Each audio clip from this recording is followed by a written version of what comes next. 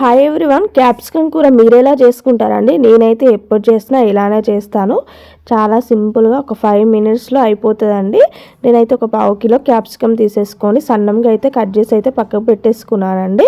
తర్వాత కడాయి పెట్టేసుకొని ఆయిల్ వేసుకొని ఆయిల్లో హీట్ అయిపోయాక జీలకర్ర, ఆవాలు, కొంచెం ఒక చిన్న సైజు ఉల్లిగడ్డ కట్ చేసి వేసుకొని కొంచెము మగ్గినాక ఒక చిటికెడు పసుపు వేసుకొని పసుపు కూడా ఫ్రై అయిపోయాక మనం కట్ చేసుకున్న క్యాప్సికమ్ ముక్కలు అలాగే ఒక 2 టమాటాలు అయితే వేసానండి. అవి ఇవి 2 కలిపేసుకొని మొత్తం ఆయిల్లో అయితే ఫ్రై చేసేసుకోవాలి. ఆయిల్లో మూత పెట్టేసుకొని ఫ్రై చేసేసుకున్నాక తర్వాత సరిపడా ఉప్పు, కారం అయితే వేసుకోండి. నేనైతే కొంచెం కారము ఎక్కువనే వేసాను, అంటే మా ఇంట్లో కొంచెం ఎక్కువనే తింటారు కాబట్టి కారం అయితే వేసాను. తర్వాత కారం, ఉప్పు వేసుకున్నాక ఇందులోకి సాంబార్ పౌడర్ వేసుకోండి. సాంబార్ పౌడర్ వేసుకుంటే టేస్ట్ అనేది చాలా బాగుంటుంది.